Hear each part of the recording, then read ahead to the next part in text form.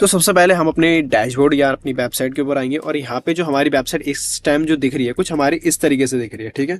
यानी कि हमारी हमारी जो वेबसाइट है टोटली अभी बिल्कुल ही ब्लैंक है। तो इसके लिए सबसे पहले हम आएंगे अपने प्लगइन्स के सेक्शंस पे और यहाँ पे आने के बाद ऐड न्यू पे क्लिक करेंगे। देन यहाँ पे उसके बाद यहाँ पे सर्च करेंगे वूकॉमर्स और इससे रिलेटेड हमारे पास में प्लगइन्स आएंगे, ठीक है। तो इस प्लगइन्स को हम करने वाले हैं इंस्टॉल, और इंस्टॉल करने के बाद देन वहाँ से हम एक्टिवेट करेंगे। तो थोड़ा सा यहाँ पे वेट कर लेते हैं और वेट करने के बाद हमारे सामने कुछ ऐसा एक प्लगइन्स आएगा। देन इस प्लगइन्स को हम करने वाले हैं इंस्टॉल, और इस प्लगइन्स को number of 8 million active users है और यहाँ पे हमें देन यहाँ से हम करेंगे एक्टिवेट। और एक्टिवेट करने के बाद यहाँ पे कुछ हमें बेसिक इन्फॉर्मेशन यहाँ पे फिल करनी होंगी। तो जब भी हम उसे एक्टिवेट करते हैं तो एक्टिवेट करने के बाद हमारे को कुछ यहाँ पे बेसिक सेटअप स्टोर से रिलेटेड करना है। जैसे यहाँ पे 3 ऑप्शंस आते हैं, just I am starting my business, ठीक है।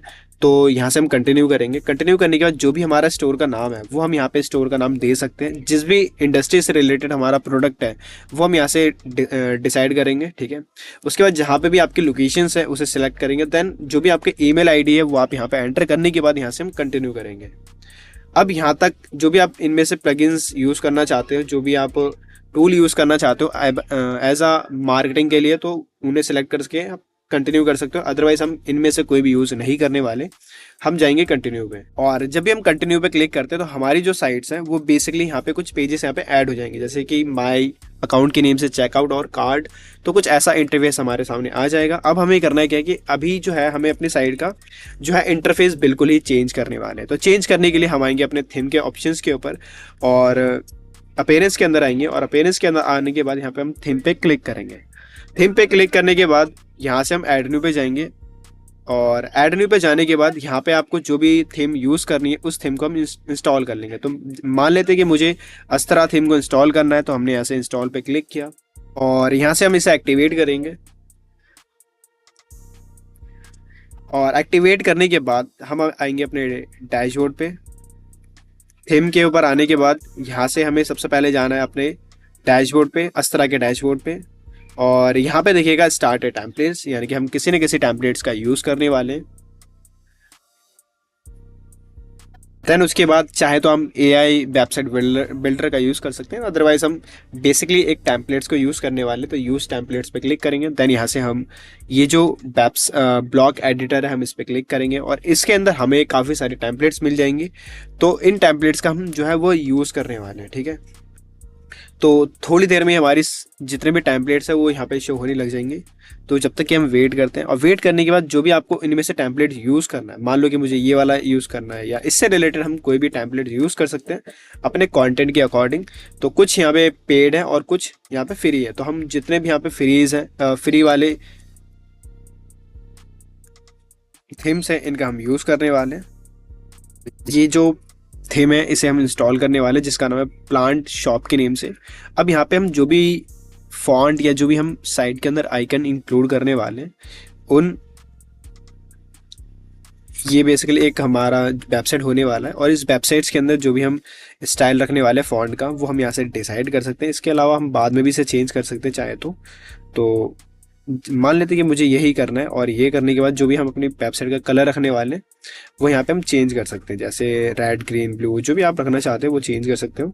तो फिलहाल के लिए मैंने यहाँ पे पिंक रखा और पिंक रखने के बाद थोड़ा सा नीचे आएंगे तो यहाँ पे हम कंटिन्यू करते हैं और कंटिन्यू करने के बाद देन यहाँ से हम स्किप करेंगे और स्किप करने के बाद यहाँ से हम बेसिक कुछ इन्फॉर्मेशन हम फिल कर देंगे और फिल करने के बाद देन यहाँ से हम करेंगे सबमिट। और सबमिट करने के बाद हमारा यहाँ पे जो है वो थीम बिल्कुल ही इंस्टॉल होना स्टार्ट हो जाएगा।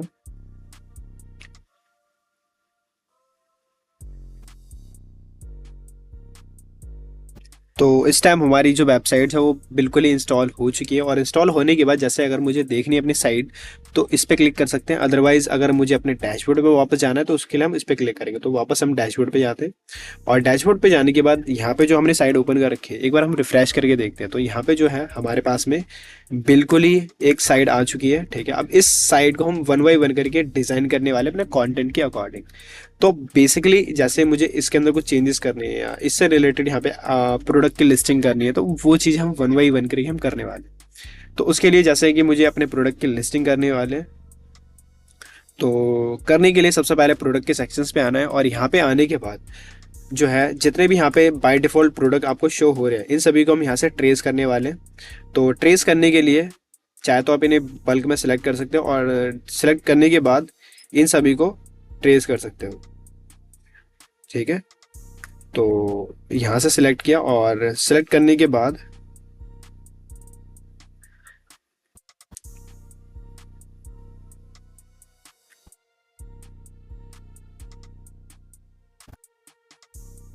वापस हम यहाँ से सिलेक्ट करेंगे और यहाँ से मूव टू ट्रेस, और यहाँ से हम अप्लाई कर देंगे। तो जितने भी हमारे पास प्रोडक्ट थे वो सारे के सारे डिलीट हो चुके हैं, और यहाँ पे भी है जो आप एक बार पेज को रिफ्रेश करते हो तो यहाँ पे भी कोई भी प्रोडक्ट यहाँ पे शो नहीं होंगे। ठीक है, अब इसके लिए हम सबसे पहले जैसे अगर हम कोई भी प्रोडक्ट यहाँ पे पब्लिश करना चाहते हैं, ठीक है, तो उसके लिए हम जाएंगे ऐड न्यू प्रोडक्ट पे, और यहाँ पे जाने के बाद हम किसी भी एक प्रोडक्ट की लिस्टिंग कर देंगे। एग्जाम्पल के लिए हम यहाँ पे जो है मान लेते हैं कि मुझे कोई इमेज या कुछ PDF यहाँ पे सेल करना है।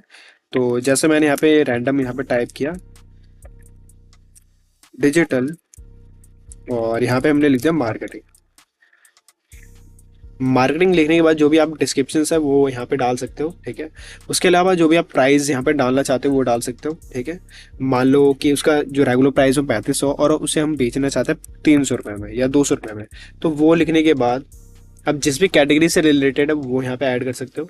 उसके अलावा जो भी आपका प्रोडक्ट का इमेज है वो आप यहाँ पे एंटर कर सकते हो। तो मान लेते हैं कि मुझे ये वाला प्रोडक्ट पब्लिश करना है, तो यहाँ से सेट इमेज करेंगे, और इससे रिलेटेड जो भी आप इमेजेस है उसे वन बाई वन करके आप यहाँ पे सिलेक्ट कर सकते हो। तो सिलेक्ट किया, और सिलेक्ट करने के बाद हमने ऐड टू गैलरी किया, तो ये मल्टीपल इमेजेस आ चुकी है। अब ये जो इमेज है वो किस कैटेगरी से रिलेटेड है, ठीक है, क्योंकि ये तो पहले से बना हुआ आया है, तो इसे हम डिलीट भी कर सकते हैं। तो अब यहाँ से इसे हम पब्लिश करेंगे, और पब्लिश करने के बाद एक बार साइट को हम देख लेते हैं कि हमारी जो साइट है एक्चुअल में दिख कैसे रही है। तो अभी हमने जो है वो प्रोडक्ट लिस्ट कर दिया, लेकिन वो शो नहीं हो रहा। तो शो करने के लिए एक बार हम शॉप का ऑप्शन कहीं ना कहीं होगा। तो ये हमारा प्रोडक्ट है, और ये प्रोडक्ट जब भी हम ओपन करते हैं तो हमें कुछ इस तरीके से शो होने वाला है। ठीक है, तो इस तरीके से हम मल्टीपल प्रोडक्ट की लिस्टिंग कर सकते हैं, और लिस्टिंग करने के बाद देन हम उसे एक ई-कॉमर्स साइट में कन्वर्ट कर सकते हैं। ठीक है, तो हम इसे फटाफट कुछ प्रोडक्ट की लिस्टिंग कर देंगे, जिससे कि हमें जो है अपने साइट को डिज़ाइन करने में थोड़ा इजी हो जाए। तो अभी जो हमारी वेबसाइट दिख रही है बहुत अच्छी वेबसाइट दिख रही है, और इस वेबसाइट्स के अंदर जैसे मुझे कंटेंट यहाँ से चेंज करना है, ठीक है, जैसे let's being the spring to your home है, तो इसकी जगह मुझे अपना कंटेंट यहाँ पे ऐड करना है। तो उसके लिए हम जाएंगे कस्टमाइज पे,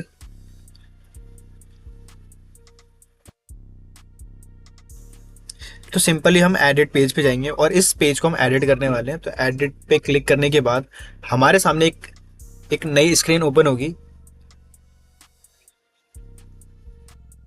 और जैसे कि हम इसके अंदर कुछ कंटेंट ऐड करना चाहते हैं तो यहाँ पे हम क्लिक करेंगे सिंपली, और लेट्स सपोज मुझे इससे रिलेटेड कुछ कंटेंट यहाँ पे ऐड करना है। तो जो भी हम ऐड करना चाहते हैं वो हम यहाँ पे ऐड कर सकते हैं। तो सबसे पहले हम बैक स्पेस प्रेस करेंगे, और जो भी आपका टॉपिक है, जो भी आपका कैटेगरी है वो आप यहाँ पे लिख सकते हो। जैसे मैंने यहाँ पे फिलहाल के लिए मार्केटिंग लिख दिया, मार्केटिंग सर्विस। ठीक है, उसके बाद वेलकम बैक टू है, तो आप इसके अंदर जो भी आप कंटेंट ऐड करना चाहते हो, चाहे इसे रखना चाहते हो तो रख सकते हो, अदरवाइज हटाना चाहते हो तो हटा सकते हो। तो वेलकम टू मार्केटिंग सर्विस, और उसके बाद यहाँ पे एक शॉप का बटन है। तो इस शॉप को बटन को ऐड करने के लिए या इसमें लिंक्स ऐड करने के लिए आप CTA पे चले आना, और यहाँ पे जाने के बाद जो भी आपको बटन का शेप रखना है वो आप यहाँ से रख सकते हो। जैसे मुझे सर्कल रखना है या मुझे स्क्वायर में रखना है, तो जो भी आप रखना चाहते हो वो रख सकते हो।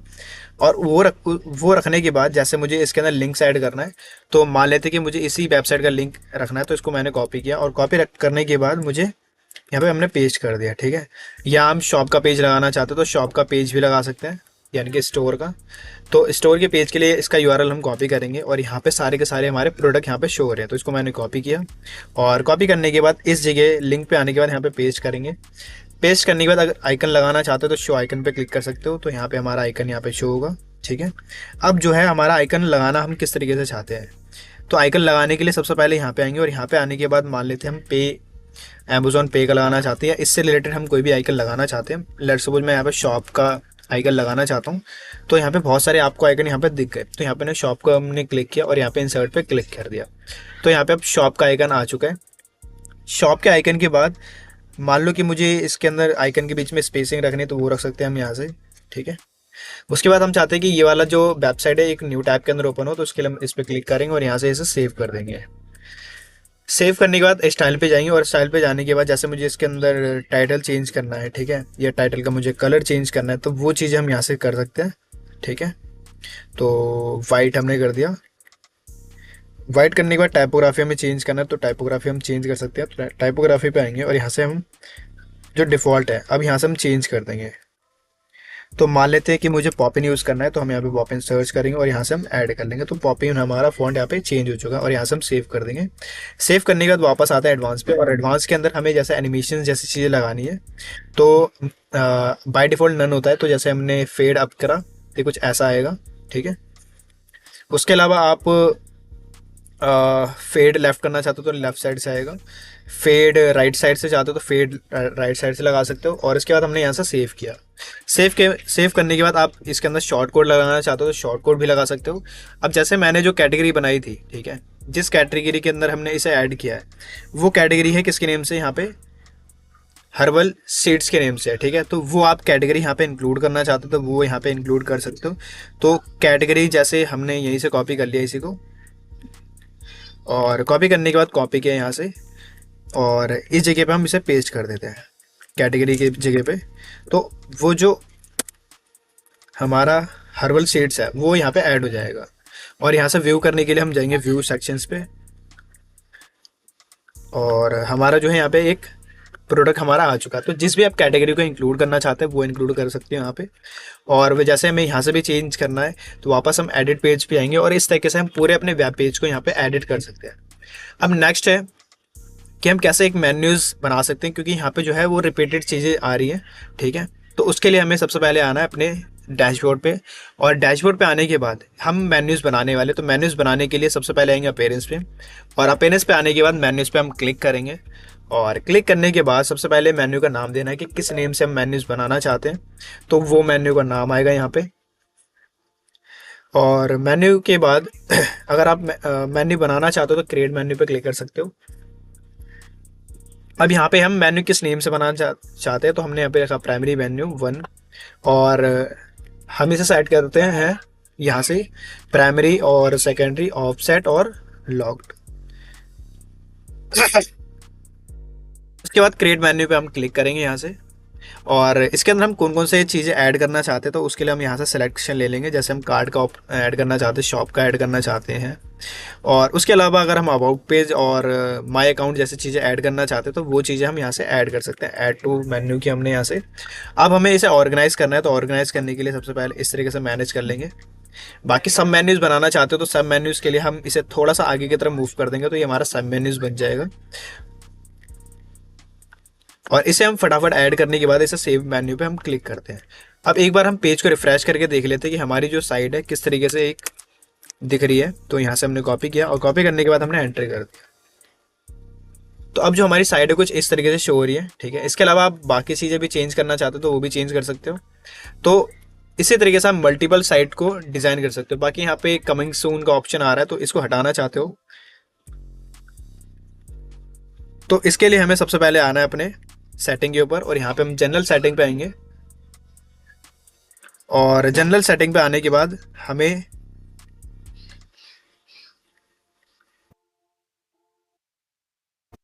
तो डायरेक्ट हम इस पर क्लिक भी कर सकते हैं, और क्लिक करने के बाद हमें यहाँ पे देखेगा साइड विजिबिलिटी, और विजिबिलिटी पे कमिंग सून की जगह हम यहाँ पे लाइव करेंगे, और लाइव करने के बाद इसे हम सेव चेंजेस पे क्लिक कर देंगे।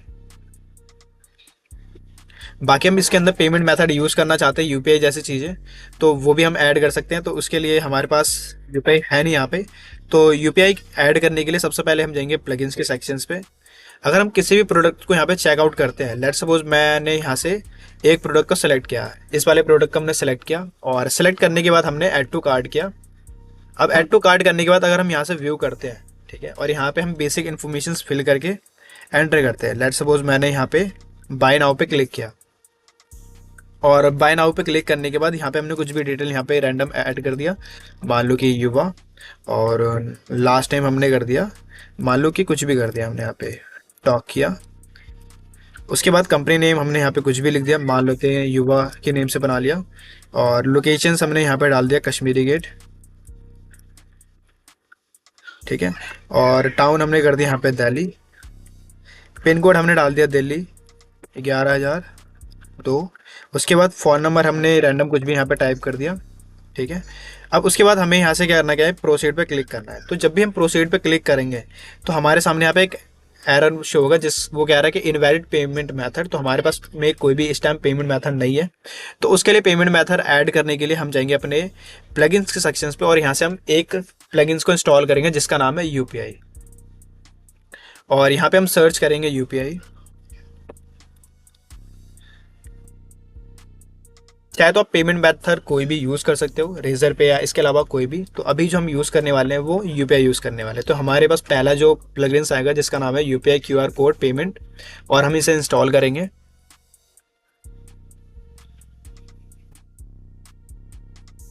और यहाँ से हम इसे एक्टिवेट करेंगे। और एक्टिवेट करने के बाद हमें जाना है अपने पेमेंट मेथड के सेटिंग के ऊपर, और सबसे पहले सबसे नीचे आना है, और यहाँ पे हमें दिखेगा जिसका नाम है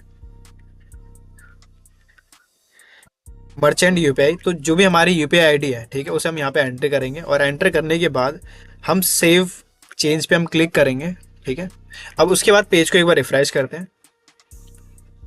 अब रिफ्रेश करने के बाद हमारे सामने यहाँ पे यूपीआई आ चुका। तो जो भी आपका यूपीआई आईडी है, मान लो कि मैंने यहाँ पे यूपीआई आईडी कुछ भी डाल दिया, ठीक है। अब पेमेंट मेथड के अंदर हमने यहाँ से कुछ भी सेलेक्ट कर लिया, और सेलेक्ट करने के बाद गो टू पेमेंट पे हमने क्लिक किया। तो इनवैलिड नंबर यहाँ पे शो हो रहा है। तो यहाँ पे हम अपना नंबर डाल देते कुछ भी, और यहाँ से हम सेलेक्ट कर लेते हैं, मान लो कि ऑल बैंक, और यहाँ से हमने गो टू पेमेंट पे क्लिक कर दिया। तो इनवैलिड बिलिंग बता रहा है ये, शायद हमने यहाँ पे फ़ोन नंबर गलत डाला है। तो हम यहाँ पे फ़ोन नंबर एंटर कर देते हैं, और एंटर करने के बाद हमने ऑल पेमेंट पे क्लिक किया। अब हमारे सामने यहाँ पे एक क्यूआर कोड ओपन हो चुका है, यानी कि जब भी हम इस पर पेमेंट करेंगे तो अब वो जो पेमेंट है वो सक्सेसफुली हमारे बैंक के अकाउंट में आ जाएगा। तो आई होप कि वीडियो आपको काफ़ी इन्फॉर्मेटिव लगी होगी, और इन्फॉर्मेटिव लगी तो अपने दोस्तों में शेयर करो, और हो सके तो इस वीडियो को कमेंट करो। थैंक यू सो मच, मिलते हैं नेक्स्ट वीडियो के अंदर।